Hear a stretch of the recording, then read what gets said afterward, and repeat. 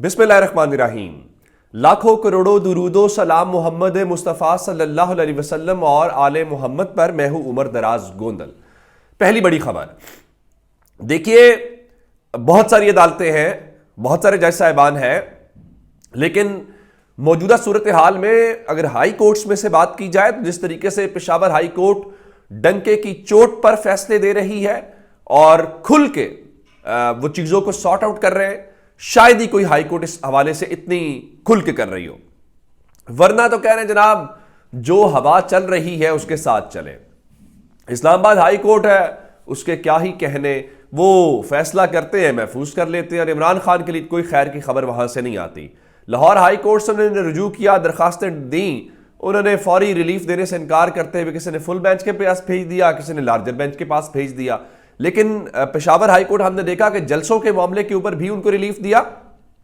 अब एक और मामले के ऊपर उन्होंने डंके की चोट के ऊपर इमरान खान के हक में फैसला दिया है। और मेरे लिए आपको बताते हुए ये एक है कि सिकंदर सुल्तान राजा और उनका जो भी वो मंसूबे चल रहे थे, उन मंसूबों के हवाले से वो सब फिलहाल रद्दी की टोकरी में चले गए हैं। कैसे? आप जानते हैं कि पाकिस्तान तहरीक इंसाफ ने इंट्रा पार्टी इलेक्शंस करवाए हैं। अब एक तो तहरीक इंसाफ कह रही है, भाई आपने जो हमें इंट्रा पार्टी इलेक्शंस करवाने का हुक्म दिया वो ही गैर कानूनी था, एक बात। दूसरी बात यह है कि जो हमने करवा लिए हैं आप उनके साथ छेड़छाड़ कैसे कर सकते हैं। इस चीज को लेके वो चले गए हैं पेशावर हाई कोर्ट और उन्होंने ये कहा कि देखिए, ये जो इंट्रा पार्टी इलेक्शन है, इस हवाले से हमारे खिलाफ एक बार फिर अकबर असबाबर से 14 दरखास्तें आ गई हैं। और इसके पीछे प्लान क्या है? इसके पीछे प्लान यह है कि हमसे इंतखाबी निशान बल्ला लिया जाना है। इसके पीछे प्लान यह है कि हमें इलेक्शन से आउट किया जाएगा। लेकिन आज जो सबसे बड़ी खबर है, बैरिस्टर गौहर जो पाकिस्तान तहरीक इंसाफ के फिलहाल चेयरमैन है, उन्होंने खुद दलाइल दिए और उन्होंने कहा जिस पार्टी ने इंतखाबात चैलेंज किए वो पार्टी का हिस्सा ही नहीं है। यानी अकबर असबाबर की बात कर रहे हैं। उनका 175 सियासी जमातें हैं, अभी तक किसी ने इंट्रा पार्टी इंतखाबात चैलेंज नहीं किए। अच्छा, उसके बाद अदालत ने कहा कि बिल्कुल ठीक है, इलेक्शन कमीशन को यानी सिकंदर सुल्तान राजा और उनकी टीम को हुक्म दिया कि पीटीआई के खिलाफ किसी भी किस्म का कोई हतमी फैसला ना किया जाए।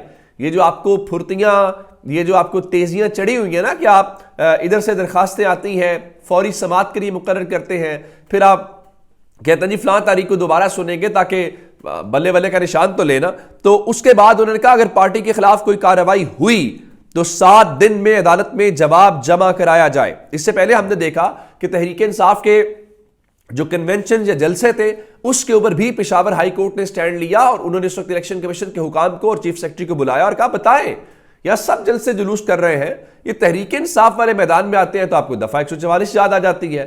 तो इसकी क्या वजह है, क्या उसमें आपको प्रॉब्लम क्या है? इस सारी मामले के बाद उन्होंने वहां पे अदालत को तहरीरी तौर पे यकीन दहानी कराई कि हम कोई रुकावट नहीं डालेंगे, लेवल प्लेइंग फील्ड देंगे। लेकिन उसके बाद भी जो कुछ हो रहा है शेर अफजल मरवत या बाकी के साथ वो आपके सामने है। लेकिन बहरहाल पेशावर हाई कोर्ट ने कोशिश तो की। लाहौर हाई कोर्ट के यहां जज साहब ने कहा था कि अगर तहरीक इंसाफ को जलसे की इजाजत ना हुई तो फिर कोई भी जलसा नहीं कर सकेगा। क्या बना उसका? कुछ भी नहीं बना। इसी तरह से बाकी भी जगहों के ऊपर है।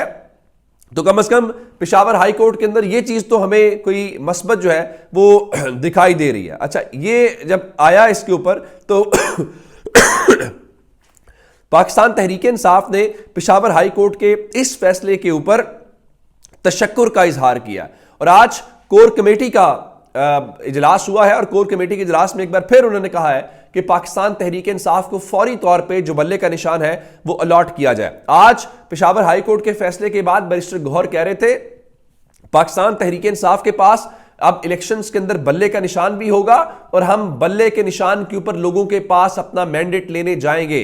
और वो मैंडेट जरा अब परेशानी का बायस बन रहा है। अब मैं आपको वो मैंडेट की परेशानी की वजह बता देता हूं कि वो कैसे बन रहा है। मिसाल के तौर के ऊपर इमरान खान ने आज भी जेल से पैगाम दिया है, जो उनके वकील ने बाहर आके बताया है। इंतजार हुसैन पंजोथा ने ट्वीट भी किया है और इमरान खान ने कहा कौम इलेक्शन की तैयारी करे, आप बिल्कुल पुरअमन रहें, कानून को हाथ में न ले बल्कि अपनी सियासी जदोजहद जारी रखें और आइंदा इंतखाबात की तैयारी में पूरी कौम को मेरा यही पैगाम है, हम सिर्फ कानून की हुक्मरानी चाहते हैं। उनके मुताबिक मेरी सारी सियासी जदोजहद पुरअमन और आइन और कानून की सरबलंदी के लिए रही है। अब इमरान खान जेल से भी जो बात कर रहा है लोग उसको सुन रहे हैं। अब इस सारी सूरत हाल में फिर हो क्या रहा है? अब जरदारी को मैदान में उतारा गया है। जरदारी ने नई फिल्म चलाई है। हमें आज बता रहे थे अतर मिनल्ला साहब अपने रिमार्क्स के अंदर कि अगर कोई इलेक्शन में ताखीर या डिले के हवाले से शुकूक व शुबहात पैदा करे तो वो भी तौहीन अदालत के जुमरे में आएगा। बिल्कुल ऐसा ही होगा। हम तो ये बात नहीं कहते। मैंने आपको बलूचिस्तान अवामी पार्टी वाला बताया था, वो कह रहे हैं उनका सेनेटर के इलेक्शन होते नजर नहीं आते, बलूचिस्तान वालों को जो गैब का इल्म है वो हो जाता है। अब आसिफ जरदारी ने आज इंटरव्यू दिया क्योंकि कल राव अनवार जो उनका बहादुर बच्चा था उसको लॉन्च किया गया था, तो आसिफ जरदारी ने वो बातें कहना शुरू कर दी हैं जो शायद किसी और की जबान है या किसी और की ख्वाहिश है तो उसके मुताबिक चलना शुरू कर दिया। वो क्या बातें हैं? उन्होंने कहा जी अगर इंतखाबात 8-10 रोज आगे चले जाते हैं तो कोई फर्क नहीं पड़ता, फाटा में मौसम की खराबी और जंग वजह बन सकते हैं। चले अब इसका जवाब जो है वो जस्टिस काजी फायज ईसा साहब ने देना है। कल जुल्फिकार अली भुट्टो का केस भी है और बिलावल जरदारी सुनने भी जाएंगे। उन्होंने एक दरखास्त भी दी है कि लाइव टेलीकास्ट किया जाए, तो उनको चाहिए कि उनसे पूछ लें कि जब मैंने पत्थर पे लकीर लिख दी 8 फरवरी के इलेक्शन को, तो आप क्यों कह रहे हैं कि 8-10 रोज आगे चला भी जाए। आज पीपल्स पार्टी के वफद ने चीफ इलेक्शन कमिश्नर से मुलाकात भी की, तो उस मुलाकात के फौरन बाद आज अहम तब्दीलियां कर दी गई हैं। जो सिंध और बलूचिस्तान के चीफ इलेक्शन कमिश्नर हैं वो दोनों तब्दील कर दिए गए हैं, यानी जो बलूचिस्तान वाले हैं उनको उठा के सिंध में लगा दिया गया है और जो सिंध वाले हैं उनको उठा के बलूचिस्तान में लगा दिया गया है। अब ये अहम तब्दीलियां जो है इसका क्या मकसद है? क्या ये लेवल प्लेइंग फील्ड है? क्या ये शफाफियत है? गैर जानिबदारी है? क्या वजह है? ये अब आने वाले दिनों के अंदर ही अंदाजा हो पाएगा। अच्छा, एक बात और है, मैंने आपको बताया था कि आज खुद जज साहब कह रहे थे कि गवाह इमरान खान के निकाह वाले केस के अंदर पूरे नहीं है। जो इल्जाम लगाया गया है ताल्लुकात, नाजायज ताल्लुकात को लेके, तो उन्होंने फैसला महफूज कर लिया था।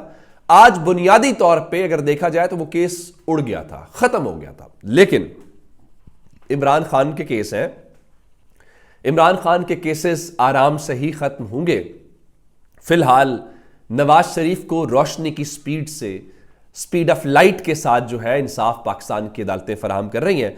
तो अदालत ने जनाब वो निकाह केस के अंदर उस दरखास्त को काबिल समात करार दे दिया है और जुडिशल मजिस्ट्रेट कुदरतुल्लाह ने इमरान खान और बुशरा बीबी को 14 दिसंबर के लिए जो नोटिसेज हैं वो जारी कर दिए हैं। चलिए इन नोटिसेस से भी अंदाजा हो जाएगा कि आगे चल के क्या बनता है। अच्छा, एक और इंपॉर्टेंट मैटर है। आज चूंकि जो जस्टिस एजाजुल एहसन है उन्होंने खत लिखा था और जस्टिस एजाजुल एहसन जो है उन्होंने काजी फायज ईसा साहब के हवाले से, तो अब जनाब जस्टिस जवाद ख्वाजा जो है उन्होंने काजी फायज ईसा साहब के बनाए गए बेंच के ऊपर एतराज उठा दिया है और उन्होंने ये कहा है कि ये जो जस्टिस तारिक मसूद साहब हैं इन्होंने 26 जून को अपना माइंड बता चुके हैं और इन्होंने कहा था कि जनाब चूंकि ये काबिल समाअत दरखास्तें नहीं हैं, तो अगर वो बेंच को करते हैं और क्या कहते हैं उसको हेड करते हैं तो ये इंसाफ के बुनियादी तकाज़ों के खिलाफ होगा। अब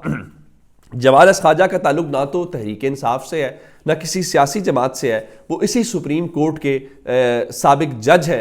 उम्मीद है तारिक मसूद साहब जो है वो इसके ऊपर करेंगे जब क्लाइंट जो है या दरखास्त गुजारी जज के ऊपर एतमाद कर दे। बस समझ नहीं आती आप कैसे बेंच में बैठेंगे। अपना बहुत सा ख्याल रखिएगा। खुदा हाफिज।